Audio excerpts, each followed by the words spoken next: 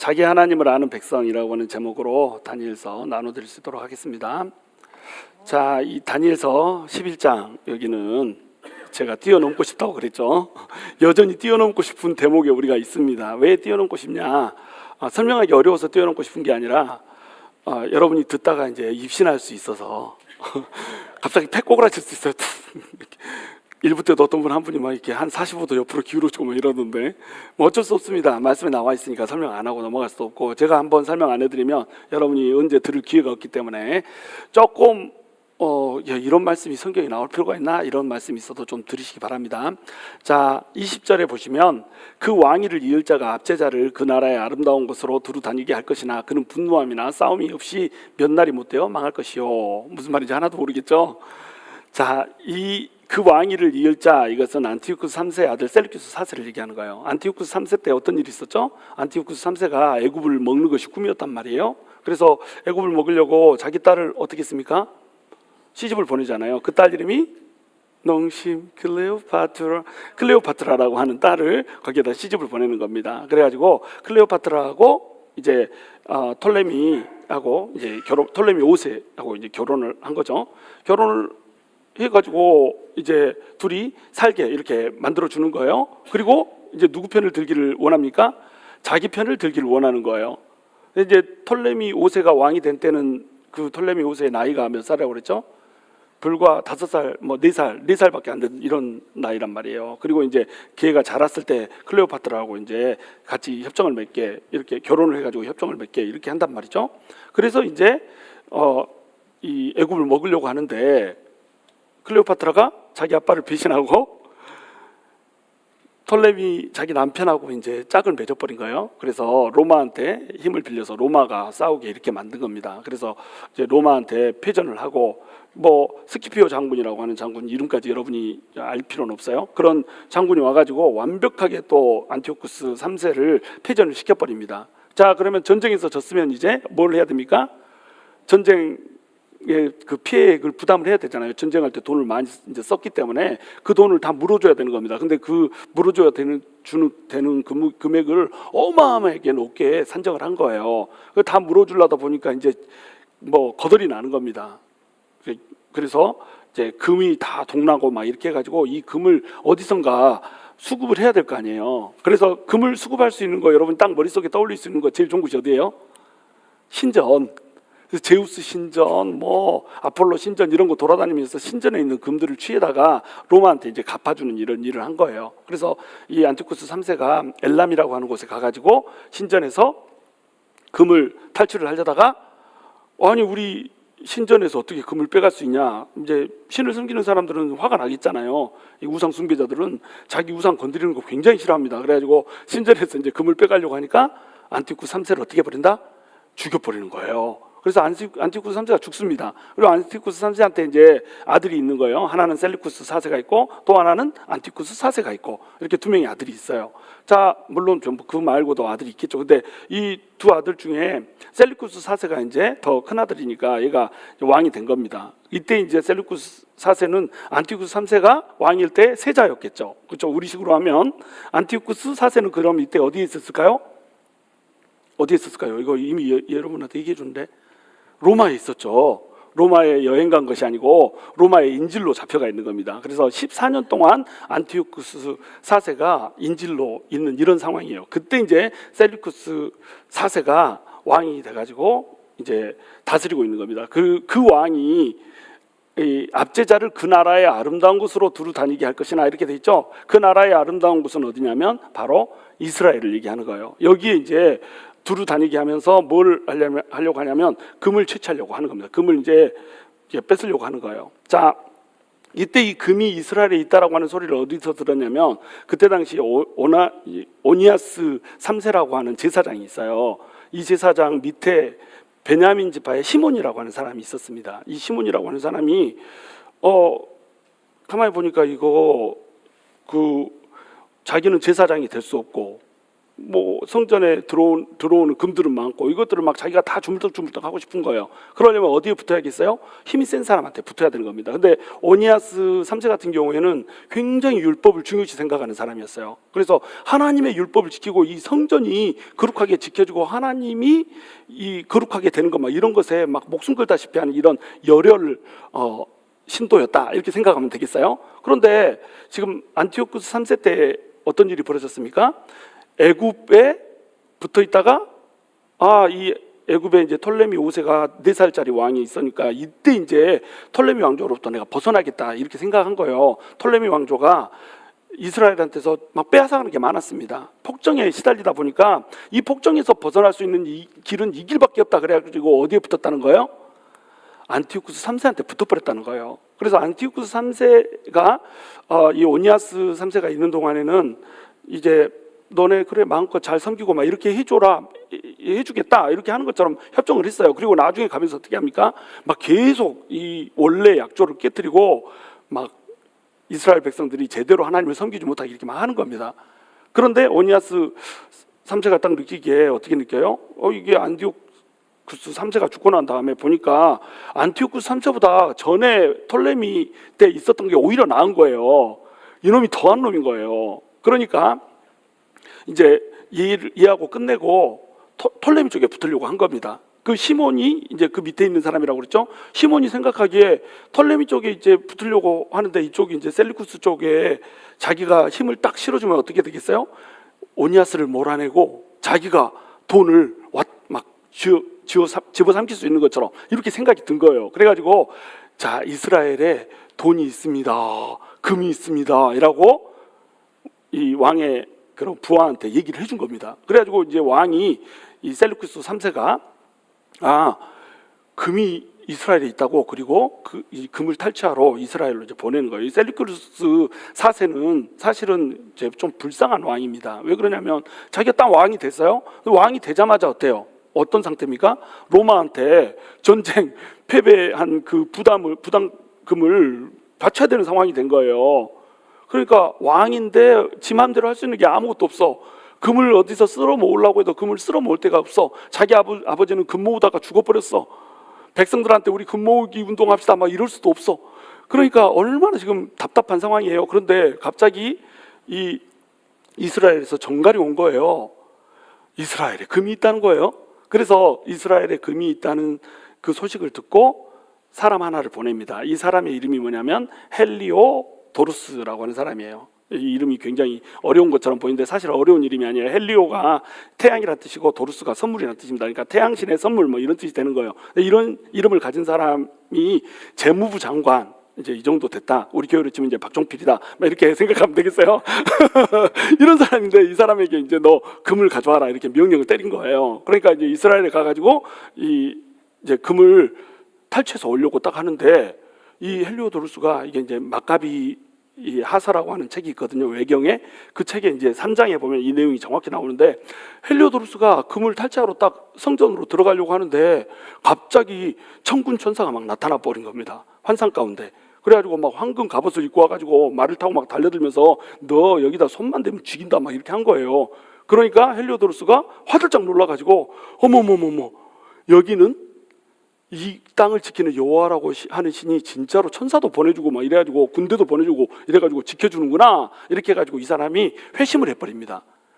그래가지고 회개를 하고 이 땅을 내가 다시는 밟지 않겠습니다. 이 땅을 다시는 침노하지 않겠습니다. 막 이렇게 하고 돌아가 버리는 거예요. 그래가지고 이제 왕한테 갔는데 왕은 금 가져오라고 했는데 금은 안 가져왔으니까 너 왜 그냥 왔냐 그랬더니 이제 간증을 하는 겁니다. 내가 그 땅에 갔다 글쎄 하나님을 만나버렸어요 막 이러면서 간증을 막 하는 거예요. 그래가지고 이 땅은 절대 가면 안 됩니다. 막 이렇게. 그러니까 안티쿠스 셀루쿠스 4세 입장에서는 어떻겠어요?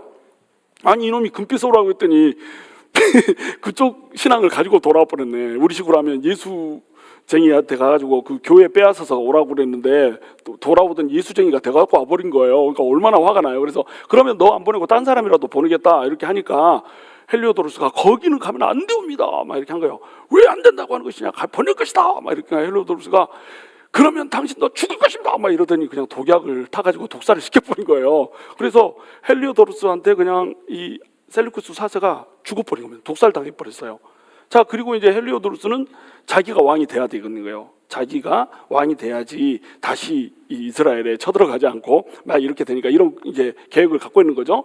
자, 21절 이제 함께 읽습니다. 시작. 또 그의 왕위를 이을 자는 한 비천한 사람이라 나라의 영광을 그에게 주지 아니할 것이나 그가 평안한 때를 타서 속임수로 그 나라를 얻을 것이며, 그 왕위를 이을 자는 비천한 사람이 이게 누구냐면 안티오쿠스 4세입니다. 그러니까 셀루쿠스 4세의 동생이죠. 셀루쿠스 4세의 동생이 이제 로마에 인질로 잡혀 있는 거예요. 로마에서 인질로 몇 년? 14년을 잡혀 있는 겁니다. 근데 이 사람이 굉장히 권모술수에 능한 사람이었어요. 더 킹 오브 스몰 브레인스, 잔대가리의 제왕, 막 이런 사람인 거예요. 그래가지고 너무 꾀가 좋고 간교가 좋습니다. 그래서 이 사람이 감옥에 갇혀 있는 동안에 로마에 있는 관료들한테 막 돈을 주는 거예요.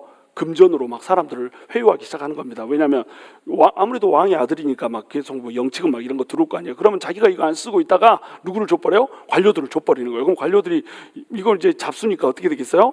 한번 잡사하고 딱 먹을 때는 좋은데 먹고 나면 이 사람한테 호의적일 수밖에 없잖아요. 그런데 이 틈에 안티오쿠스 3세 자기 아버지가 죽어버린 겁니다. 그러니까 이제 좋은 생각이 떠오른 거예요. 나를 인질로 잡고 있어봐야 필요가 없다는 거지. 나는 동생이고 형이 왕인데 동생의 존재는 어때요? 여러분 사극 많이 보셨죠? 왕인데 왕의 동생이 있으면은 이 왕의 동생이 초야에 묻혀 있지 않으면 어떻게 됩니까? 어떻게 해서든지 정계로 나오려면 죽여버리잖아요. 왜냐하면 왕위를 찬탈할 수 있기 때문에. 그걸 이제 이용해 가지고 로마 관료들한테 이제 쑤시기 시작한 겁니다. 저기 우리 형이 왕인데 동생이 인질로 잡혀 있는 게 효과가 있겠니? 내가 죽어도 그 사람들은 모른 척 할 거야. 이렇게 하면서 야, 인질이 더 좋은 인질이 있다. 셀루쿠스 왕의 세자를 데려와라. 셀루쿠스 이 4세의 장자 데메트리우스라고 하는 사람이 있는데 걔를 데리고 와라. 그러면은 금을 바칠 때 절대 안 빠뜨리고 금 바치지 않겠냐. 이렇게 얘기한 거예요. 듣고 보니까 그것이 어때요? 설득력이 있는 거예요. 왜냐하면 걔가 킹 오브 스몰 브레인스잖아요. 그러니까 이 잔머리를 딱 듣고 나니까 아주 그럴듯한 거예요. 그래서 데메트리우스를 데려다 놓고 안티쿠스 4세는 놔줘버린 겁니다. 그래서 이제 룰루랄라 하면서 막 이제 나 자유 얻었네, 나 자유 얻었네 하고 이제 시리아로 돌아왔는데 이때 어떻게 돼버렸어요? 헬리오도루스가 자기 형을 죽여버린 거예요. 왕을 죽여버린 겁니다. 그러니까 왕이 될 사람이 지금 있어요, 없어요? 이 땅에? 없어요. 원래는 누가 왕이 돼야 됩니까? 데메트리우스가 왕이 돼야 돼요. 그러니까 데메트리우스를 다시 데려와야 되는 거죠.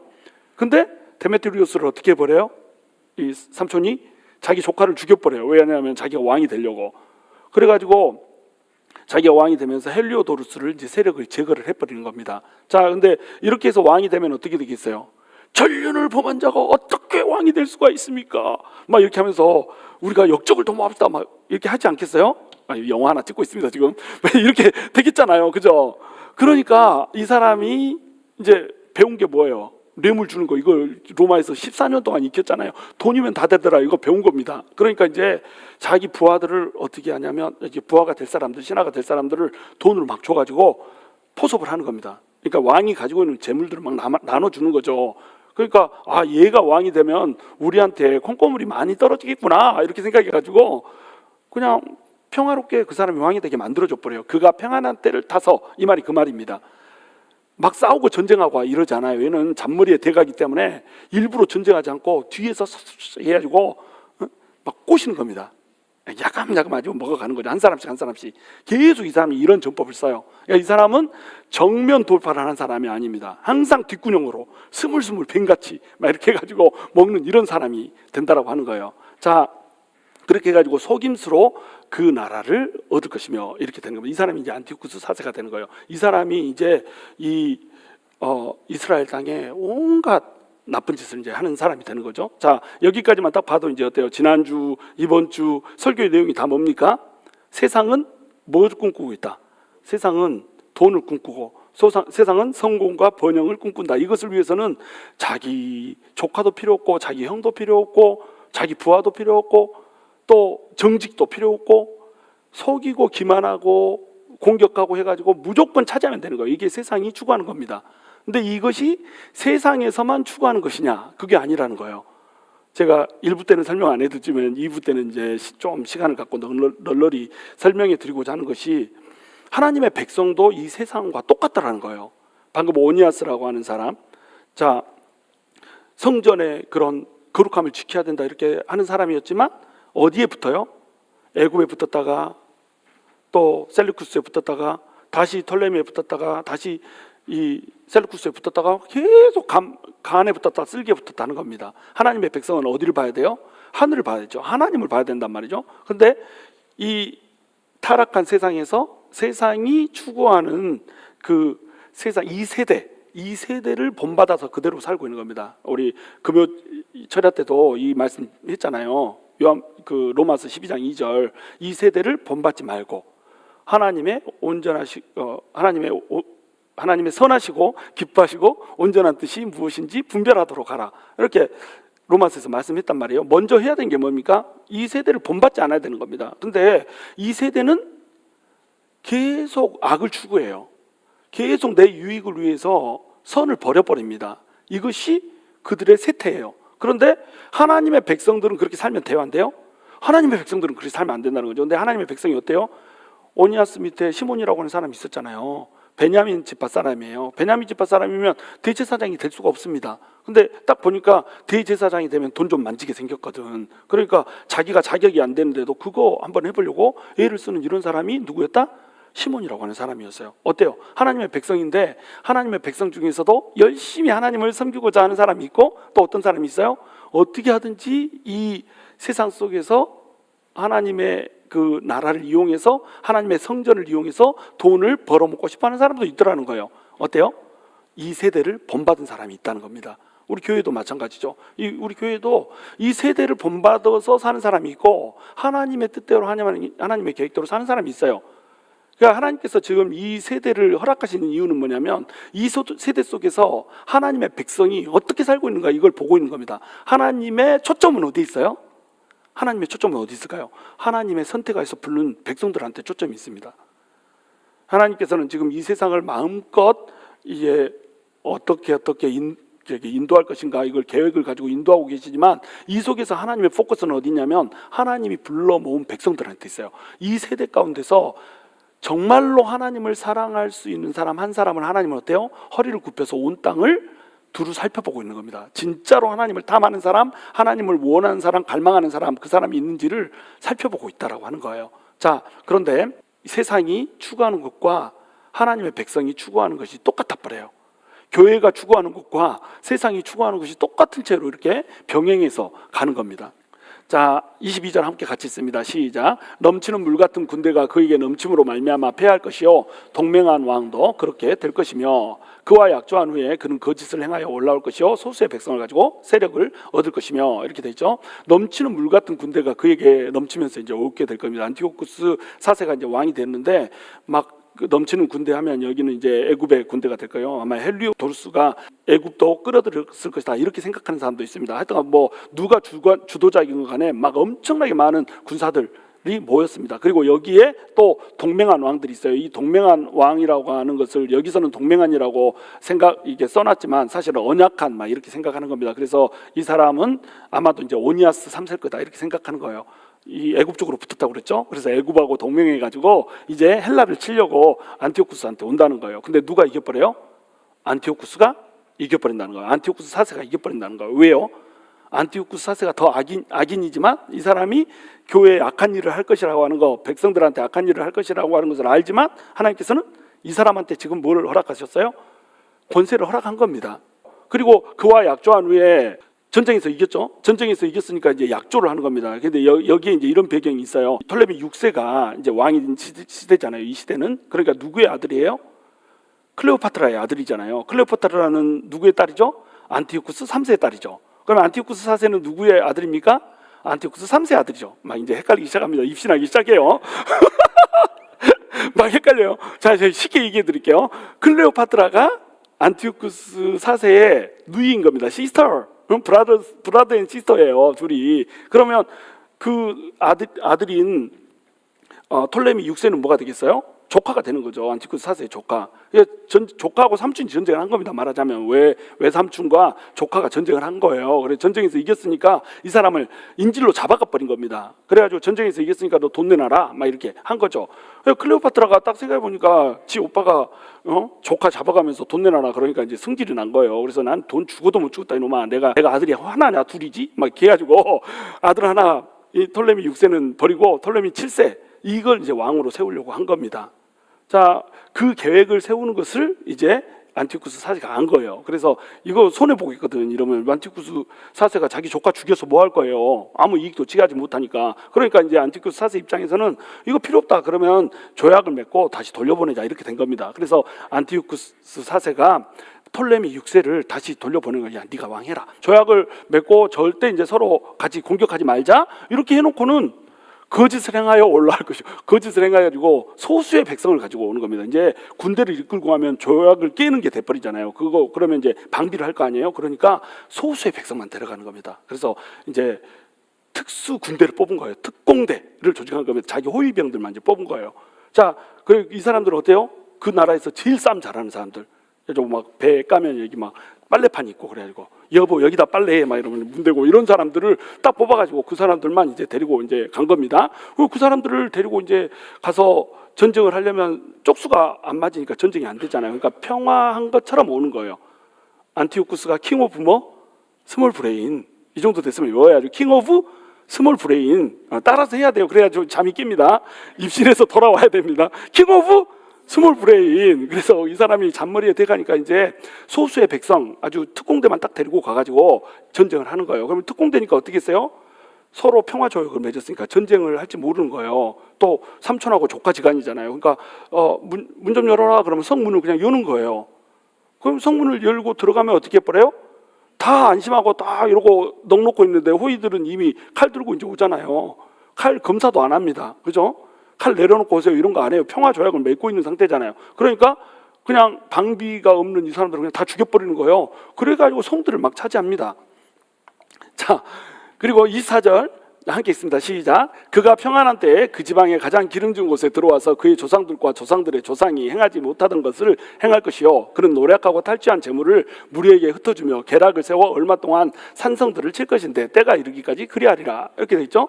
그가 평안한 때에 그 지방의 가장 기름진 곳들을 들어가면서 그런 식으로 이제 늑탈을 하는 겁니다. 근데 이렇게 늑탈을 해놓고 이 사람이 또 잔머리에 대가잖아요. 킹 오브 스몰 브레인 이러잖아요. 그러니까 또 잔머리를 발동해가지고 자 왕들이 싸우면 이 왕이 싸워서 차지한 땅은 누구 땅이 돼요? 원래 왕의 땅이 돼요. 거기에 재물도 누구의 재물이 돼요? 왕의 재물이 돼요. 근데 안티오쿠스 4세는 그렇게 안 했습니다.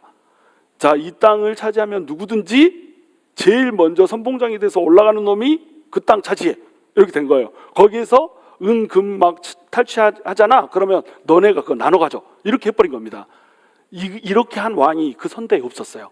조상들도 조상들의 조상들도 이렇게 한 적이 없었습니다. 그 말이에요. 그의 조상들과 그의 조상들의 조상이 행하지 못하던 것을 행해버려요. 머리가 아주 완전히 똑똑한 왕인 거예요. 그러니까 잔머리만 똑똑해요. 그래가지고 노력하고 탈취한 재물을 누구한테? 무리한테 흩어서 줘버린 겁니다. 그래가지고 산성들을 막 치는 거예요. 자, 그 다음에 25절 함께 있습니다. 시작. 그가 그의 힘을 떨치며 용기를 다하여 큰 군대를 거느리고 남방왕을 칠 것이요 남방왕도 힘이 크고 강한 군대를 거느리고 맞아 싸울 것이나 능히 당하지 못하리니 이는 그들이 계략을 세워 그를 치민이라. 자, 그렇게 해서 막 이게 잔머리를 굴려서 성들을 잡아먹기 시작합니다. 그런데 이것도 하루 이틀이지 맨날 이걸 당하고 있겠어요? 그러니까 군대를 일으켜서 이제 전면전이 펼쳐진 거예요. 자, 26절 함께 있습니다. 시작. 그의 음식을 먹는 자들이 그를 멸하리니 그의 군대가 흩어질 것이요 많은 사람이 엎드러져 죽으리라. 그의 음식을 먹는 자들, 이건 누굴까요? 누구의 음식을 먹는 자들? 톨레미 6세의 음식을 먹는 자들이 톨레미를 배신한 겁니다. 어떻게 했겠어요? 안티오쿠스 4세가 또 돈으로 매수를 한 겁니다. 그러니까 신복들이 전부 다 넘어간 상태입니다.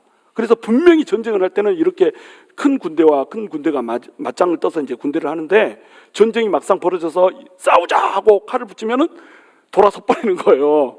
그래서 왕 쪽으로 칼을 겨누는 겁니다. 그러니까 누가 이기겠어요? 당연히 안티오쿠스 4세가 당연히 이길 수밖에 없게 되는 겁니다. 이렇게 잔머리를 굴려가지고 이제 싸움을 이겨버린 게 된 거예요. 그래서 안티오쿠스 4세가 이제 이겼습니다.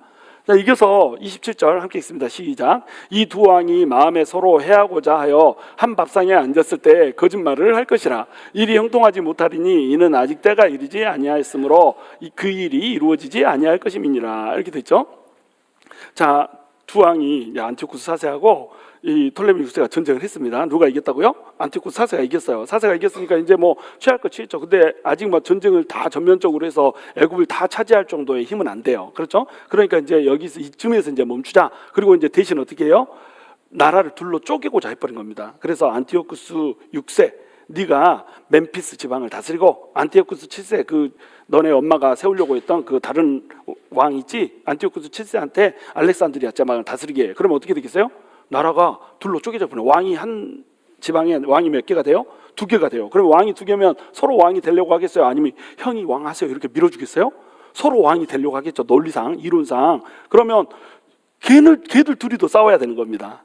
그러면은 안티오쿠스 4세 입장에서는 어때요? 그 내부 전쟁을 일으키고 난 다음에 자기는 그냥 더 강한 편에 이렇게 편 들어가지고 약한 쪽 먹어버리고, 그 다음에 강한 쪽 절반짜리 걔도 먹어버리면 끝나는 거예요. 이런 전략을 세운 겁니다. 마음속으로 그런 생각을 하고 있는 거죠. 그리고 이제 남방 왕은 이제 왜 여기에 사인을 하겠어요? 일단 전쟁에서 졌잖아요. 힘이 없잖아요. 그러니까 일단 사인을 하고 돌려보내야 되는 겁니다. 그리고 너 올라가면은 내가 힘 쌓아가지고는 지게버릴 거예요. 막 이렇게 하면서 속으로 칼을 가는 겁니다. 그러니까 서로 밥상에서 한 밥상에서 하하하하 우리가 남이가 싸워야 되겠는가 막 이렇게 하면서 협약은 맺고 있지만 속으로 어떤 생각을 하고 있어요? 너는 내가 언제가 잡술 거야 이런 생각을 하고 있는 거야. 둘 다. 그러니까 두 왕이 마음에 서로 해하고자 하여 한 밥상에 앉았을 때 거짓말을 할 것이다. 그대로 됐죠? 그 다음에 일이 형통하지 못하리니 이는 아직 때가 이르지 아니하였으므로 그 일이 이루어지지 않아야 할 것이면 아직 때가 되지 않았어요. 항상 이 지금 전절에서도 그렇고 여기서 그렇고 때에 대해서 얘기하죠. 하나님의 때가 차야지 뭔 일도 되는 겁니다. 때가 되기 전에는 뭐 이방 왕들이 서로 잡아먹고 이런 거 되지 않아요. 하나님이 다 허락해야 되는 겁니다. 우리도 마찬가지예요. 우리 뭐 하나님의 백성들이 성행하고 성공하는 이 시대가 언제 옵니까? 우리가 아무리 기도해도 하나님이 정해진 때가 있습니다. 그 때가 오기 전까지는 우리가 견뎌야 되는 거예요. 우리 건물 들어가고 싶어서 안 다리잖아요. 그래서 뭐 600만 불짜리 400만 불에 똥강 해가지고 3분의 1 날려버리고 요걸로 이렇게 사겠습니다 이렇게 말도 안 되는 억지 부리고 우리가 있잖아요 지금. 그것도 하나님이 정하신 때면 되는 거고, 하나님이 정하신 때가 아니면 안 되는 거예요. 우리가 아무리 발버둥 쳐도 하나님의 때가 있습니다. 정해진 때가 있어요. 그때까지는 우리는 어떻게 한다? 무조건 견뎌야 되는 겁니다. 어떻게 견뎌요? 견디는 시간을 하나님 왜 주는 겁니까? 성장하고 기도하고 하나님 바라보라는 거예요. 자, 그렇게 해서 이 이방인도 또 하나님을 믿는 백성들도 다 그 정해진 때가 있다는 거예요. 근데 28절에 보시면 함께 읽습니다. 시작. 북방왕은 많은 재물을 가지고 본국으로 돌아가리니 그는 마음으로 거룩한 언약을 거스르며 자기 마음대로 행하고 본토로 돌아갈 것이며 작전된 기간에 그가 다시 나와서 남방에 이를 것이나 이번이 그 전번만 못하리니. 이렇게 되어 있습니다. 북방왕이 이제 전쟁에서 이겼으니까 많은 재물을 갖고 이제 돌아갑니다. 근데 돌아가면서 생각해보니까 화가 나는 거예요.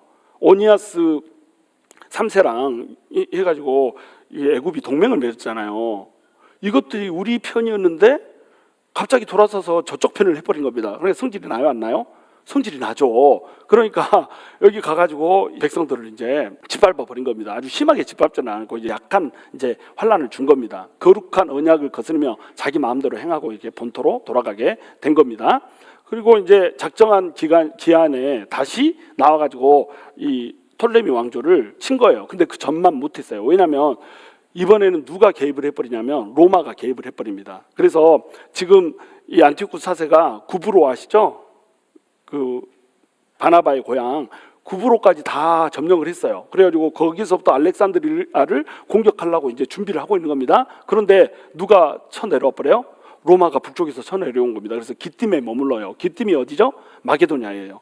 그러니까 마게도냐에 로마가 와가지고 너네 이게 물러나지 않으면 이제 다 초토화시킨다 막 이렇게 한 거예요. 그러니까 로마가 이제 신흥 강국으로 이게 등장하고 있는데 굳이 로마하고 싸울 필요가 없는 겁니다. 지금 남왕국을 먹지 못한 상태에서. 그러니까 어때요? 이제 물러가는 거예요. 물러가는데 얼마나 낙담이 되겠어요? 이번에는 이제 완전히 먹어야겠다 이러고 생각하고 있는데 로마가 갑자기 개입해가지고 너네 안 물러가면 죽어 이렇게 되니까 물러갈 수밖에 없었던 겁니다. 물러가면서 생각하니까 또 성질이 나는 거예요. 그래가지고 어디에다가 화풀이 해버려요? 이스라엘한테 이제 화풀이를 해버린 겁니다. 자, 돌아가면서 화풀이를 하는데 맺은 거룩한 언약에 분노하였고 자기 땅에 돌아가서는 맺은 거룩한 언약을 배반하는 자들을 살필 것이며 이렇게 돼 있죠. 저기 집사님 너무 더운 것 같아. 나도 졸리려고 그래. 저기 춥게 에어컨을 틀어주세요. 지금 다들 지금 입신에 들어가려고 그래가지고 안 되겠어. 이게 특급 조치. 돌아가면서 맺은 거룩한 언약에 분노했다 이 말이에요. 지금 자기는 뭐예요? 자기 스스로 이루기를 뭐라고 이게 했습니까? 에피파네스. 에피파네스 뜻은 신의 현현. 눈을 피하지 마세요. 신의 현현이라고, 나는 신이라고 생각한 거예요. 그래서 나한테 절을 하라 막 이렇게 해가지고 제우스 신상을 세웠는데 이 제우스 신상이 뭐예요? 제우스 신의 현현이 나다 이렇게 해가지고 그 동상을 누구처럼 만들었어요? 자기 얼굴처럼 만들었습니다. 제우스 신상이라고 부르기는 한데 누구의 신상이에요? 쥐 신상 모셔놓고 자기한테 절하고 막 이렇게 하는데, 절을 하는데 다른 민족은 부담이 있어요 없어요? 부담이 전혀 없어요. 왜냐하면 아무거나 다 신이거든. 한 100만 가지 신 중에 하나 더 추가하면 되는 겁니다. 예? 근데 유대인들은 신이 한 분밖에 없잖아요. 하나님 한 분밖에 없어요. 잘 믿거나 잘 믿지 못하거나 이들은 우상 숭배 안 합니다. 하여튼 그 삶이 거룩하지 못한다고 할지라도 직접적으로 우상에다 절하는 것은 이들은 안 한단 말이에요. 그러니까 이제 이들이 절을 안 하고 막 이런 것이 화가 난 겁니다. 내가 신처럼 신격화 되는데 이 신인 내가 전쟁에서 진 것도 이제 막 성질 나고, 그 다음에 나를 신이라고 인정 안 해주는 이 유대인들도 화가 나고, 그러니까 유대인들을 이제 핍박을 하는 거예요. 그래서 거룩한 언약에 분노하게 된 겁니다. 그래서 자기 땅에 돌아가서는 맺은 거룩한 언약을 배반하는 자들을 살핀다 이렇게 나오죠. 이 맺은 거룩한 언약을 배반하는 자, 그러니까 율법대로 살지 않고 힘이 세인 셀루쿠스 왕조에 붙어먹을 사람이 누군지를 보는 거예요. 근데 이 시몬이라고 하는 사람이 베냐민 지파에 있다고 그랬죠. 이 시몬이라고 하는 사람이 그 동생이 있었습니다. 멜레라우스 뭐 이런 사람이 있어요. 자, 야손이라고 하는 사람이 이제 자기 형인 오니아스를 몰아내고 제사장이 됐습니다. 이 야손이라고 하는 사람은 어떤 사람이냐면 친헬라파예요. 에피파네스가 헬라화 정책을 펼치는데 이 헬라화 정책을 펼쳐도 아무런 문제가 없는 사람이, 이 사람은 하나님을 믿는다고 하지만 하나님보다 뭐가 더 중요한 사람? 돈이 더 중요한 사람이에요. 그러니까 형이 대제사장이 되면 안 되고 내가 대제사장이 되는 거예요. 하나님의 성전이 짓밟히고 이런 거 상관없습니다. 하나님 앞에 절 안 하고 대신 우상한테 절하고 이딴 거 상관없어요. 이 사람은 자기가 돈만 벌면 되는 거예요. 이런 사람이 어디에 있었다? 제사장의 가문에 있었단 말이에요. 그래가지고 이 야손이라고 하는 사람이 자기 형을 몰아내고 자기가 대제사장이 되려고 돈을 보냅니다. 근데 돈을 보낼 때 누구한테 보내냐면 시몬의 동생인 누구? 멜레라우스라고 하는 사람한테 돈을 보내요. 근데 이 멜레라우스가 가면서 어떻게 보면 이 사람은 베냐민 지파라고 그랬죠. 베냐민 지파는 제사장이 될 수 있어요 없어요? 제사장이 될 수 없어요. 근데 돈을 가지고 가서 야손이 돈 줍디다 하고 전달해 주면서 멜레나우스가 어때요? 자기는 그보다 더 많은 돈을 줘버립니다. 자, 야손이 이 돈 줍디다. 근데 내가 주는 것은 이겁니다. 그러고 요만큼 주고 자기는 요만큼 주고 이렇게 해버려요. 그래서 뭘 얻어요? 나도 제사장으로 세워주세요. 이래가지고 제사장으로 세워줍니다. 근데 이제 유대 지방에서 이제 반역이 일어난 거예요. 어떤 일이 벌어졌냐면 막 천군 천사들이 나타나서 막 그 40일 동안 하늘에서 뛰어다니는 환상을 보여줬습니다. 그래가지고 이때가 바로 우리가 독립할 때인가 보다. 그래가지고 반역을 일으켜버린 거예요. 이것을 이제 야손이라고 하는 사람이 반역을 진압을 하려다가 오히려 쫓겨나가지고 이제 이 땅에서 이제 완전히 다른 땅으로 도망을 가게 이렇게 됩니다. 그러면 이제 대제사장직이 공석이죠. 누가 대제사장이 됐겠어요? 멜레라우스라고 하는 사람이 대제사장이 됐습니다. 이 사람은 어디 지파? 베냐민 지파. 베냐민 지파는 제사장이 될 수 있어요 없어요? 제사장이 될 수 없어요. 근데 제사장을 시켜버려요. 그리고 이제 군대는 그 옆에 서서 성소 곧 견고한 곳을 더럽히며, 여기 견고한 곳은 어디겠어요?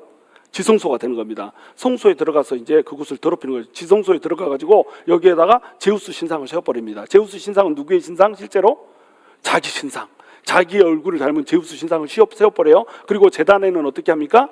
돼지의 피로 제사를 드려버려요. 그리고 거기에 자기만 돼지의 피로 제사를 지내는 게 아니라 거기에 있는 모든 사람들한테 뭘 해요? 와서 돼지고기를 먹어라. 자, 유대인들은 돼지고기를 먹으면 안 돼요? 먹으면 안 돼요. 율법대로 하자면 돼지고기 먹으면 안 됩니다. 근데 돼지고기 안 먹으면 죽인다. 그래가지고 그들은 돼지고기를 먹고 율법을 범해서 죽든지 아니면 돼지고기를 안 먹고 반역에서 죽든지 둘 중에 하나를 택해야 되는 처지가 된 거예요. 그리고 할례를 행해도 죽였습니다. 할례를 행한다고 막 죽이고 막 이랬어요. 그러니까 얼마나 핍박을 했어요. 그러니까 돼지의 피로 제사를 지내지, 멸망에 가증한 것을 막 지성소에다 세워버리지. 그러니까 반역을 하겠어요, 안 하겠어요? 반발이 난리도 아니고, 대제사장을 어떻게 베냐민 지파에서 세울 수 있습니까? 막 그래가지고 막 난리가 난 겁니다. 그러니까 32절 시작. 그가 또 언약을 배반하고 악행하는 자를 속임수로 타락시킬 것이나 오직 자기의 하나님을 아는 백성은 강하여 용맹을 떨치지라. 자, 대적에서 일어난 사람들은 막 일어났단 말이에요. 그리고 또 뭐 그러거나 저러거나 나는 돈 벌어먹고 사는 것이 더 좋다, 이렇게 돈을 택한 사람들은 어떻게 했어요? 그쪽에 딱 잘라붙은 겁니다. 하나님의 백성이 완전히 두 갈래로 나눠지는 거예요. 뭐가 가려지죠? 돌과 옥이 가려지는 겁니다. 옥석이 가려지는 거예요. 진짜 성도와 가짜 성도가 가려지는 거예요. 이것이 안티오쿠스 에피파네스를 통해서 핍박을 가하는 이유입니다. 여러분, 우리 성도가 왜 힘든지 아세요? 왜 힘드냐면요, 하나님께서 불순물 가려내는 겁니다. 우리 안에 있는 불순물 가려내는 거고요, 성도들 중에 누가 옥이고 누가 석인지를 가려내는 과정이 바로 핍박의 과정이에요. 그래서 자, 이렇게 해가지고 전쟁이 막 일어나기 시작하는 거죠. 반역하는 그 셀루쿠스 제국의 왕국에 반역하는 사람들이 막 일어나기 시작하는 겁니다. 그런데 이때 셀루쿠스 왕조에 붙는 사람도 막 붙게 되고 이렇게 된다는 거예요. 세상이 핍박을 할 때 드러나는 하나님의 백성들의 민낯이에요. 하나님의 백성들이 민낯이 막 드러납니다. 어떤 사람은 막 배신을 해요. 하나님을 배반합니다. 세상의 가치를 막 쫓아요. 하나님의 선하시고 기뻐하시고 온전한 뜻이 무엇인지 분별하라고 하지 않습니다. 내가 잘 사는 것, 이 세대의 부패함을 그대로 쫓아서 사는 것, 그들이 추구하는 목표가 세상에 추구하는 목표하고 똑같은 자로 이렇게 살고 있어요. 그런데 그렇게 살지 않는 사람들이 이 시대에도 있더라는 거예요. 그 사람이 누굽니까? 오직 자기의 하나님을 아는 백성들. 이 사람들은 강하여 용맹을 떨치게 되는 겁니다. 이 사람이 누구예요? 바로 이 시대에 분연히 떨치고 일어났던 마따디아 가문 사람들이 되는 거예요. 오늘 제가 여러분에게 주보에 써서 드렸습니다. 이 주보에 써서 드린 내용을 하기에는 시간이 너무 부족해요. 이거는 그냥 여러분 읽어보시고, 그래서 써서 드린 겁니다. 읽어보시라고. 자, 마따디아라고 하는 제사장이 보니까 이거는 있을 수도 없는 거예요. 아주 작은 타운에 제사장으로 살고 있었는데, 아니 황제의 그런 신상을 세워놓고 거기에다 절을 하라는 거예요. 절을 할 수 없다. 모든 사람들이 당신의 왕이 절을 할지라도 우리는 절할 수 없다, 이렇게 가지고 대항을 한 겁니다. 그런데 어떤 사람이 가가지고, 설명 안 한다고 해놓고 하고 있네요. 어떤 사람이 가가지고 냉큼 절을 해버린 거예요. 그러니까는 칼로 목을 베버립니다. 그 자리에서. 그리고 이제 산으로 도망가서 그 가문이 이제 전쟁을 일으키는 거예요. 거기에서 이제 아들 중에 한 명이 유다라고 하는 아들이 있어요. 이 사람의 별명이 뭐예요? 마카비. 마카비의 뜻은 망치. 망치로 헬라 제국을 두드러 팬다 해가지고 유다 마카비라고 이름을 정한 겁니다. 그래가지고 이 사람이 이제 대적을 하고 이제 전쟁을 하기 시작하는 겁니다. 용맹을 떨치고 있는 거죠. 33절 시작. 백성 중에 지혜로운 자들이 많은 사람을 가르칠 것이나 그들이 칼날과 불꽃과 사로잡힘과 약탈을 당하여 여러 날 동안 몰락하리라, 이렇게 되어 있습니다. 백성 중에 지혜로운 자들, 지혜로운 자는 어떤 자입니까? 어제 우리 시편에서도 다뤘듯이 어리석은 자가 있어요. 어리석은 자는 어떤 자예요? 마음에 하나님이 없다고 생각하는 사람, 이게 어리석은 자예요. 성경에서는요, 어리석은 자와 지혜로운 자를 나눕니다. 근데 이 어리석은 자는 하나님을 믿지 않는 사람 중에 어리석은 자가 아니에요. 하나님을 믿는 사람 중에 어리석은 자입니다. 이걸 뭐라고 부른다고요? 실천적 무신론자, 이렇게 부른다고 그랬죠. 신학적으로는 하나님이 있다고 믿어요. 자, 우리식으로 얘기하면 크리스찬입니다. 그런데 크리스찬인데 상황이, 악한 상황이 펼쳐져요. 막 암담한 상황이 펼쳐집니다. 터널 같은 상황이 계속 끊이지 않고 1년, 2년 계속 돼요. 그러면은 우리가 어떻게 생각해요? 아니, 하나님 믿으면 번영한다고 그랬는데, 하나님 믿으면 잘 된다고 했는데, 하나님 믿으면 모든 것이 형통한다고 그랬는데, 예수만 믿으면은 모든 막 떡이 내려오고 막 내 앞에 안 풀리던 일이 술술 풀린다고 그랬는데 사기였네, 이렇게 된다는 겁니다. 사실은 그게 사기였습니다. 그런 거 아닙니다. 하나님 믿어도 똑같이 환난이 올 수가 있습니다. 제가 예언의 은사는 없지만 한 가지 예언할 수 있는 게 있어요. 그게 뭐냐면, 여러분 죽을 날까지 여러분 앞에 환난이 없어지지 않습니다. 여러분의 인생은 계속 환난의 연속이고 고통의 연속이 될 겁니다. 이거 하나 예언할 수 있어요. 그런데 그 고통이 어때요? 있다가 없다가 있다가 없다가 이렇게 되는 겁니다. 이 가운데서 우리가 이렇게 가는 게 아니라 어떻게 가요? 이렇게 가면서 하나님한테 자라가는 거예요. 고통은 왜 허락되는 거다? 하나님이 우리 안에서 불순물을 제거하기 위해서 허락되는 거라는 거예요. 불결함을 제거하기 위해서 허락되는 거라는 겁니다. 그러니까 우리 안에 고통이 없어질 일은 우리 죽을 때까지 없다. 자, 그래서 백성 중에 지혜로운 자들이 이제 많은 사람들을 막 가르치는 겁니다. 지혜로운 자라 이 말은 어떤 사람이냐면 하나님을 마음에 둔 사람이에요. 이 힘들고 악한 상황 속에서도 어둠 속에서도 우리가 솟아날 구멍은 하나님이지라고 보는 사람이에요. 우리가 솟아날 구멍을 마치 톨레미인 것처럼 셀루쿠스인 것처럼 이렇게 보는 사람은 여기저기 휘둘리다가 망하게 될 거예요. 우리 솟아날 구멍은 어디다? 하나님이에요. 우리가 간구해야 되고 의지해야 되는 것은 하나님밖에 없습니다. 하나님이 이거 가르치고 싶은 거예요. 하나님의 백성이 붙을 곳은 하나님이다. 그러니까 여러분 교회 와서 정치 얘기하지 말라는 것도 그런 이유 때문에 그런 거예요. 뭐 나는 무슨 바이든 파다, 나는 무슨 누구죠? 트럼프 파다. 자기 속으로는 그럴 수 있습니다. 나도 내가 지지하는 사람이 있어요. 지지하는 사람은 아니고 지지하는 당이 있습니다. 공개적으로 말하지 못하지만 이따가 밥 먹을 때 말해줄게요. 근데 교회 와서는 그런 얘기를 하는 게 아니에요. 왜냐면요, 우리가 이 대통령 뽑자 저 대통령 뽑자 이걸로 우리의 고통이 해결되는 게 아니라니까요. 모든 주권은요 하나님이 허락하셔야 주는 거예요. 우리가 아무리 밀어도요 하나님이 이쪽 허락하면 이쪽이 되는 거고 이쪽 허락하면 이쪽이 되는 겁니다. 그러니까 우리는 어떻게 하면 돼요? 어른 지도자를 세우기 위해서 기도하라고 그래요. 어른 지도자 뽑기 위해서 정치운동이라 성경에 어디 그렇게 나와요? 성경에는 지도자를 위해서 기도하라고 나오죠. 그렇잖아요? 근데 셀 모임에 가면은 바이든파하고 트럼프파가 나눠서 싸우고 있고, 아니 부부가 그렇게 싸우더라고요. 막 이 사람은 바이든이 좋대요, 저 사람은 트럼프가 좋대요, 그런 놈을 믿어요, 막 이러면서 막 싸우고 있어요. 그러다가 가정이 막 파손이 되고 막 이렇게. 자, 그럴 필요가 없다는 거예요. 우리가 솟아날 구멍은 어디다? 하나님인 거예요. 우리가 할 일은 기도하는 겁니다. 기도가 움직이는 거예요. 자, 그래서 그 지혜로운 자들이 많은 사람들을 가르쳐요. 하나님한테 붙어야 됩니다. 가르치는데 그래도 칼날과 불꽃과 사로잡힘과 약탈이 없어지지 않고 계속 여러 날 동안 있습니다. 이것이 정해진 길이에요. 정해진 때까지는, 아직 정해진 때가 아니면 무조건 이렇게 가는 겁니다. 34절 시작. 그들이 몰락할 때에 도움을 조금 얻을 것이나 많은 사람들이 속임수로 그들과 결합할 것이며. 자, 유다 막가비가 이제 혁명운동을 합니다.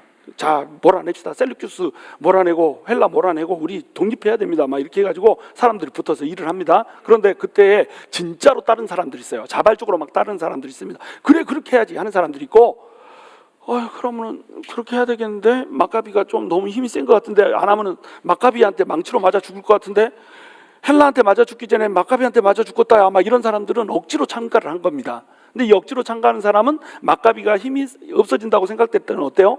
언제든지 돌아섭니다. 예수를 믿는 것도 똑같아요. 예수님이 뭔가 막 베풀어 줄 것 같고 도와주는 것 같고 그러면 예수님 편에 섰다가 일이 잘 막히고 안 뚫리고 그러면 아이고 예수가 어딨냐, 내 주먹이나 믿어야겠다고 다시 돌아가 버린 사람들이 많아요. 이게 왜 그래요? 진짜가 아니었기 때문에 그래요. 하나님은 안티오쿠스 에피파네스 4세의 확정을 통해서 뭘 지금 찾고 있어요? 진짜배기를 찾고 있다니까요. 진짜배기가 아니에요. 내가 만약에 50%만 진짜배기입니다. 그러면 하나님이 나를 어떻게 합니까? 불꽃에다 던져버려요. 그러면 적당히 타다가 딱 나와요. 이제 됐다 싶어서 딱 나오면은 한 10% 남고 90%가 순결해졌어요. 그러면 10% 남아있잖아요. 그러면 여러분이 이 금을 세공하는 사람이면 어떻게 하겠어요? 그대로 그냥 세공하겠어요? 불에다 다시 던지겠어요? 불에다 다시 던지겠죠? 그럼 다시 던져요. 던져서 뺐는데 1% 정도 남았어요. 아이고 이거 5개트인데 괜찮다, 이 정도는 뭐 할만하다, 이렇게 하면은 금값 제대로 못 받는 겁니다. 그렇죠? 그러면 여러분이 만약에 금 세공업자면 어떻게 하겠어요? 또 던지겠죠? 그래서 100% 순도가 되는 이 금을 찾고 싶어 하는 겁니다. 우리 하나님은요 세공업자 같은 거예요. 여러분이 100% 순도를 가진 성도로 서기를 원하는 겁니다. 이것이 하나님께서 우리에게 요구하는 거예요. 우리가 정말로 하나님 앞에 불순물이 없는 성도로 서는 그 순간이 되기까지 하나님께서는 우리를 담굽니다. 불에다가. 근데 우리가 100% 순도 있는 성도로 설 수 있어요, 없어요? 설 수 없습니다. 그러니까 여러분 죽을 때까지 고통이 안 없어지는 거예요. 근데 이 고통 중에서도 지혜 있는 자는 하나님을 바라보는 겁니다. 우리가 불순물이 돼 있잖아요. 그럼 이 흙 어디다 쓸 거예요? 그래서 우리가 세상 의지하잖아요. 세상에서는 날 써줄라나? 세상은 가차 없습니다. 우리 하나님은 불에다 던져서 달궈가지고 이쁘게 만들어 쓰죠. 세상은 그냥 내 동댕이 쳐버려요. 세상 의지하면 우린 죽는 거예요. 뜨거워도 하나님의 환난이 오고 도전이 와도 우리가 의지할 곳은 어디다? 하나님한테 의존하면 우리는 결국 어떻게 돼요? 90% 흙에서 50%의 흙으로, 40%의 흙으로, 30%의 흙으로, 10%의 흙으로, 1%의 흙으로 점점점 없어지다가 나중에 순도 100%짜리 금이 된다니까요. 이것을 이루는 수준에 따라서 하나님 앞에 섰을 때 여러분의 영광이 결정된다라고 하는 거, 이걸 믿으시기 바랍니다. 35절 마지막입니다. 또 그들 중 지혜로운 자 몇 사람이 몰락하여 무리 중에서 연단을 받아 정결하게 되며 휘게 되어 마지막 때까지 이르게 하리니 이는 아직 정한 기간이 남아 있음이라. 정한 기한이 남아 있다고 그러죠. 하나님의 때가 와요. 모든 일에는 하나님의 정한 기한이 있습니다. 한 가지 사건마다 하나님의 기한이 있어요. 그렇죠? 이 기한이 다 정해져 있어요. 이 기한은 안티오쿠스 에피파네스 때는, 안티오쿠스 에피파네스가 쫓겨나는 때예요. 그렇죠? 유다 마카비가 혁명에 성공한 때예요. 그래서 한우카 수전절을 이루는 그 날이죠. 그런데 이것이 결국에는 말하고자 하는 게 뭡니까? 요한계시록에서 얘기하는 마지막 날 주님이 재림하시는 날이에요. 마지막 날에 예수 그리스도가 재림하심으로써 정한 때 모든 불의가 끊어지고 이제 완벽한 의가 실행되는 그날이 올 겁니다. 그날을 향해서 우리는 나가는 거예요. 그날까지 우리는 우리의 불순물을 제거하고 하나님 앞에 서는 그날까지 영광스럽게 하나님을 향한 선한 양심이 하나님을 향한 항해를 하듯이 항해를 하고 나가는 겁니다. 파도를 만나도 풍랑을 만나도 그렇게 우리 나가는 거예요. 자, 그렇게 나가다가 우리는 그냥 그날 될 때까지 아무 힘도 없이 그냥 주님 그럼 그때 올 때까지 우리는 이따 죽을랍니다 이렇게 사는 것이 아니라 우리가 어떻게 살아야 된다는 거예요? 이 세상을 살아갈 때도 각 일마다 정한 때가 있다는 것을 믿고 살아야 된다는 거예요. 여러분, 각 일마다 정한 때가 있습니다. 그래서 이 안티오쿠스 에피파네스는 적 그리스도의 예표죠. 그리고 유다 마카비는 뭐의 예표입니까? 예수 그리스도가 와서 구원한다는 것의 예표예요. 그 시대의 사람들 유다 마카비가 그리스도인 줄 알았어요. 근데 유다 마카비는 그리스도가 아니었습니다. 이 사람은 예표였어요. 그리고 예수님이 오셨죠. 예수님이 유다 마카비예요. 유다 마카비로 예표됐어요. 마지막 날에 적 그리스도가 등장할 겁니다. 안티오쿠스 에피파네스 같은 자가 등장할 거예요. 그때 누가 등장합니까? 유다 마카비와 같은 예수 그리스도가 재림하게 될 겁니다. 그러면 이 세상은 예수님의 왕국이 펼쳐지는 걸로 끝을 맺게 되는 거예요. 그 시대까지 이미 예수님이 오셔서 이 적 그리스도의 시대를 끝내는 그 하나님의 나라를 시작하셨고, 이제 아직 오지 않은 하나님의 나라, 완성될 하나님의 나라 사이에 우리는 긴장을 갖고 살아간단 말이에요. 이미와 아직의 텐션 가운데 우리 살아가고 있습니다. 이미와 아직의 텐션 가운데 우리는 어떻게 살 것인가, 이것이 하나님이 물어보는 바예요. 다니엘서 11장에서 얘기하고자 하는 바는 뭐냐면, 이미와 아직 사이에 있는 성도들이 어떻게 하나님을 의지하고 살 것인가, 이거 물어보는 겁니다. 자, 너네 인생에 고난이 끊이지 않고 펼쳐질 것이고, 안티오쿠스 에피파네스처럼 너네를 핍박하는 자가 끊임없이 너네를 핍박하면서, 악한 마귀가 끊임없이 너네를 핍박하면서 너네를 괴롭힐 것이다. 그러면 너네는 이렇게 얘기할 것이다. 하나님은 도대체 어디 있습니까? 이렇게 얘기할 것이고, 어떤 자는 하나님은 우리 중에 안 계신다, 이렇게 해서 어리석은 자가 될 겁니다. 어리석은 자는 하나님이 그 속에 없다고 믿는 자예요. 실천적 무신론자들이에요. 그런 사람들은 하나님을 떠날 것입니다. 하나님을 배교하게 될 거예요. 하나님을 등지게 될 거예요. 그런 사람들은 결국 그 나라로 들어가지 못하는 거예요. 근데 지혜로운 자, 하나님이 이 땅을 주관하고 있고 하나님이 정한 시기에 하나님이 반드시 와서 우리를 구원할 거라고 하는 것을 믿는 사람은요, 하늘의 별처럼 빛나게 될 거예요. 많은 사람을 옳은 길로 돌아오게 한 사람들, 아까 지혜 있는 사람들이 많은 사람을 가르쳤죠. 많은 사람들을 가르치는데 어떤 사람은 돌아오잖아요. 근데 어떤 사람은 돌아옵니다. 많은 사람들을 하나님께로 돌이킨 자들은 궁창의 별과 같이 빛나게 되는 거예요. 바로 이런 사람이 되기를 여러분에게, 그리고 저에게 하나님께서는 기대하고 계신다고 하는 겁니다. 그것이 우리에게 안티오쿠스 에피파네스가 끊임없이 없어지지 않고 나타나는 이유예요. 우리에게 끊임없이 핍박과 환난과 조롱이, 위험과 적신과 기근과 칼이 도전하면서 찾아오는 이유예요. 여러분 인생이 힘든 이유가 이것 때문에 그렇습니다. 여러분 인생이 힘듭니까? 그렇다면 하늘을 바라보십시오. 그러면서 하나님이 원하시는 그 사람으로, 금 같은 사람으로, 정금 같은 사람으로 빚어져 가십시오. 여러분에게 당장에 임하고 있는 고난은 일시적인 것이지만 그 고난의 길을 뚫고 여러분이 맞이하게 될 영광은 이 땅에서 여러분이 맛보았던 고난과 좋게 비교할 수 없는 어마어마한 영광이 될 것입니다. 바로 그 영광을 누리면서 사는 여러분이 되기를 주님의 이름으로 축원합니다.